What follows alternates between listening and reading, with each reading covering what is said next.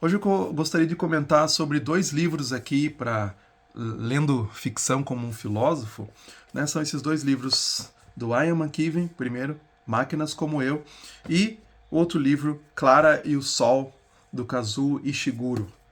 Então são dois livros que são claro que são diferentes, de pegada diferente, estilos de escrita diferentes, mas que acabam tratando sobre uma mesma temática.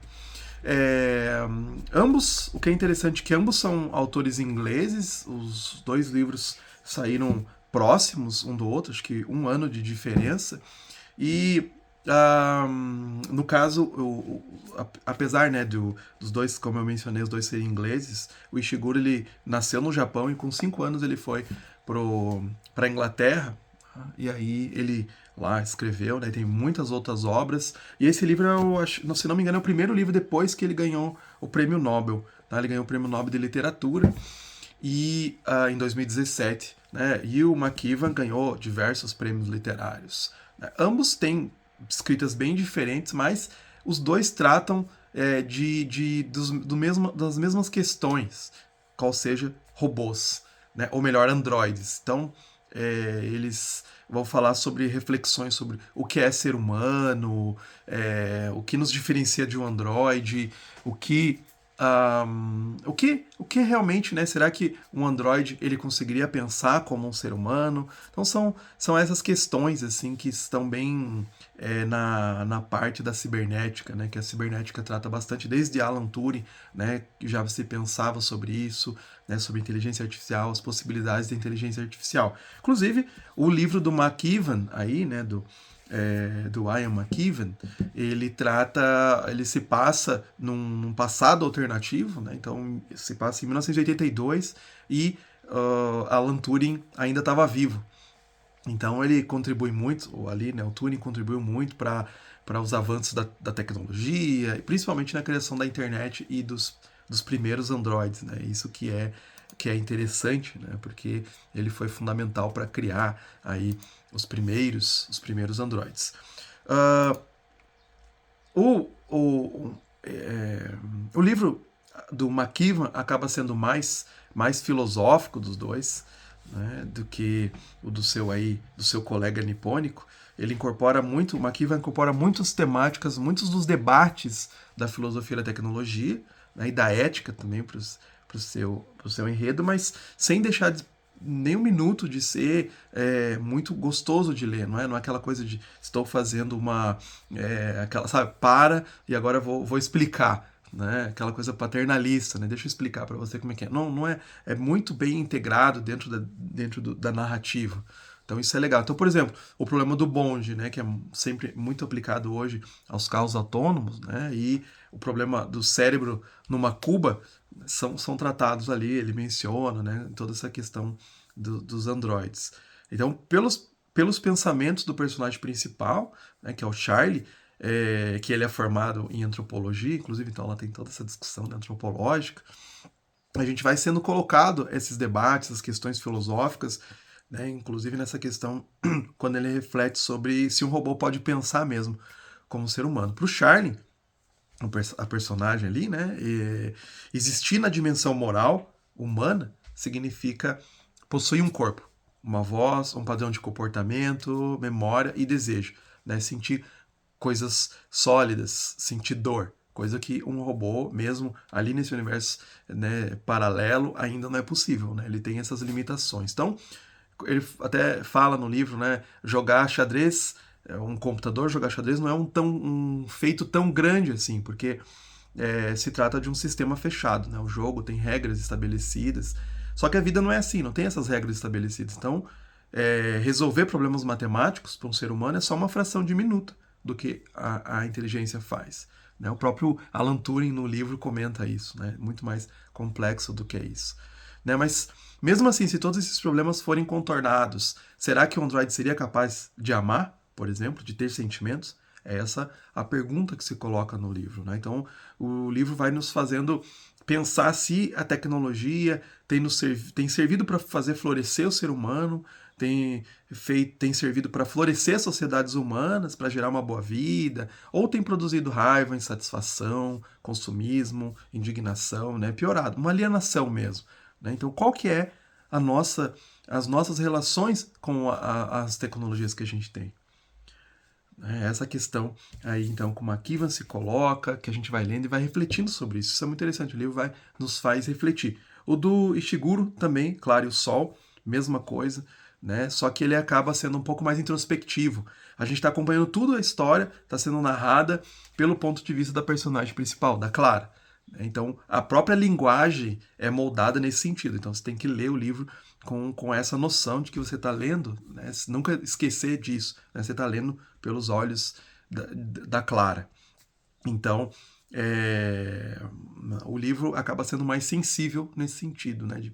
Os sentimentos da robô e tal, né? E os livros eles não descrevem muito como está esses mundos alternativos, né? Como está a sociedade, as cidades, como são construídos.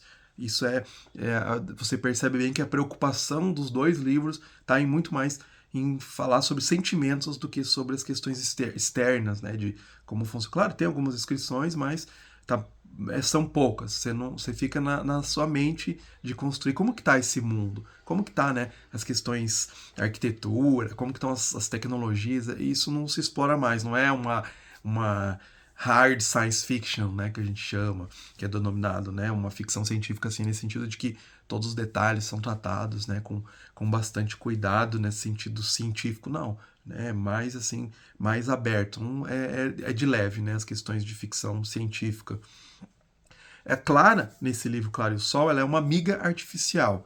E ela é designada para ser uma amiga, ela é feita, né, para ser uma amiga perfeita para crianças. Né, normalmente crianças, mas também pode ser acompanhar outros idosos e tal. Né? No caso aqui, ela não é o último modelo, mas a Josie, a pequena Josie, ele é criança, gosta dela e fica insistindo que a mãe compre ela. Conforme a gente vai avançando então na história, entre exposições do como é a vida nesse universo, com crianças melhoradas intelectualmente, vivendo com outras crianças que não são melhoradas, a gente vai compreendendo um pouco mais da Clara, o que ela quer, né, quais são os sentidos dela, os questionamentos que ela se coloca. E a Clara ela descobre uma hora que ela precisa destruir a máquina que causa poluição. Mas ela não tem grandes capacidades para isso, ela pede ajuda para sua pequena dona. Né? Paralelamente a isso, a mãe de Josie, na história, vai tendo esperanças de que a filha viva mais, apesar de uma doença incurável que ela tem. Então aqui não vou nem dar muitos spoilers, né? Deixar aí que vocês leiam. Né? Só quero instigar vocês a ler. Então, assim como o outro livro, né, Máquinas Como Eu, e eu acho que eu não mencionei o subtítulo, que é muito interessante, ou a continuação do título, Máquinas Como Eu e Gentes Como Vocês, e Pessoas Como Vocês. Né? Fala exatamente disso, né? faz essa relação, né? Então máquinas como o Android que aparece ali, né? E pessoas como vocês. Como é que é? Com gente como vocês. Como que é essa relação? O que nos diferencia? Né? E aqui, Claro e o Sol, né? Não tem subtítulo, né? Só Claro e o Sol. Então tem uma importância, o Sol bastante aqui, né? Que é o que alimenta os robôs, né? Energeticamente. Então, ambos os livros eles falam sobre o que nos torna humanos, né? Nossa busca por transcendência, nos faz refletir o que nos faz amar uma pessoa. Será que a gente pode amar só uma parte dessa pessoa, só suas memórias, né? Salvar suas memórias, encontrar ela no metaverso e a gente vai ter uma experiência completa? Um livro leva a gente a questionar, a pensar sobre isso, né? Se você nunca se questionou, né? O livro faz você se questionar sobre isso. Os dois livros eles não dão respostas finais, né? Claro, mesmo trazendo questões filosóficas, não é da literatura resolver esses problemas. O objetivo é refletir sobre a essência humana, né? Para mim, só reforça a noção de que, ao terminar de ler esses dois livros, né, só reforça ainda mais essa noção de que a gente não vai ter uma máquina que pensam como humanos. Ainda que a gente tenha máquinas com bastante capacidade, né, de copiar, inclusive, muitos comportamentos humanos, a gente nunca vai ter uma máquina como um ser humano. Sempre vai ter essas limitações. né? Quando a gente está falando sobre sentimentos, a gente percebe que está algo faltando. Nos livros acontece a mesma, isso, você percebe isso, né? Que está faltando alguma coisa para a experiência ser completa. Né? Então é isso aí. Ser humano é mais do que um monte de cálculos matemáticos, de reduzir toda a experiência humana somente como no funcionamento do cérebro, né? Isso é muito pobre ter essa visão de ser humano, né? Quer dizer, a complexidade da experiência humana é algo que talvez a gente nunca vá compreender totalmente. Né? Então, livros como esse nos ajudam a refletir sobre a existência, a procurar ter uma compreensão mais profunda do que nos cerca, dos nossos artefatos, né? Como que está a relação com os nossos artefatos. Será que eles realmente acabam fazendo florescer a humanidade? Ou eles nos fazem pessoas melhores, que nos conectam com a realidade, com os outros à nossa volta? Ou nos tornam alienados de tudo? Né? Nos afastam da realidade das pessoas. Né? Não estamos em contato total com a realidade. Então, o cuidado que a gente tem que ter sempre, né, é que a nossa inteligência ela não se conforme à máquina. Né? Do contrário, a gente imagina que a inteligência artificial está atingindo a inteligência humana, mas muitas vezes, com o nosso abuso das tecnologias, a gente está formatando nosso cérebro, está tornando o nosso cérebro semelhante ao cérebro da máquina, funcionando na lógica algorítmica. Né? Então, a gente precisa observar, refletir sobre essas questões para que, né, a gente tenha um pleno florescimento humano. E é interessante que filosofia da tecnologia e ficção científica elas estão sempre caminharam muito juntas. Eu gosto muito de ler ficção científica porque ela acaba trazendo, adiantando muitos dos problemas éticos, dos problemas filosóficos, aparecem muitas vezes antes nessas obras. Então nos ajudam a refletir sobre isso. Acho que para quem gosta de filosofia, para quem gosta de filosofia da tecnologia, filosofia da ciência, tem que ler ficção científica. Nos ajuda, nos abre a mente para a gente pensar, né? E principalmente nessa questão dos artefatos tecnológicos, né, nos ajuda a refletir um pouco, a gente perceber que o problema não está nem tanto nos artefatos tecnológicos, mas na natureza humana. Né? Então você vai ler autores diferentes, de vertentes diferentes, de credos diferentes, mas eles vão mostrar, tocar muito nessa questão da natureza humana. Né? É aí que a gente deve direcionar nossos olhares para ter melhores reflexões. Né? O que nos torna humanos, o que nos diferencia humanos, qual é a nossa busca, o que a gente deseja de uma boa vida.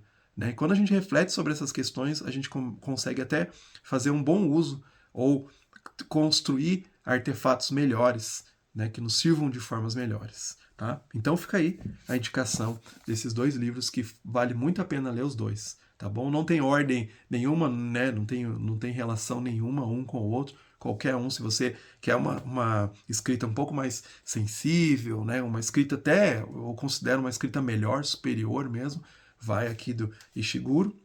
Já li outros livros, gostei muito, mas o Makiva não fica atrás porque ele acaba colocando essas questões filosóficas de uma maneira bem agradável. Também é muito bem, eu gostei. Eu não lembro de ter lido outro livro desse autor, mas eu gostei. Eu vou querer ler outros livros dele, né? Então, porque realmente são obras bem escritas. Vale muito a pena, são muito gostosas. Como eu disse, não são assim hard fiction, né? Hard science fiction, mais pesada, como um Eu, Robô, né, como os livros do Asimov, que são livros às vezes que trazem a robótica mais descrições científicas, mas mesmo assim, como eu disse, essa questão da natureza humana, questão da sensibilidade está muito presente. Então, fica aí a dica. Valeu!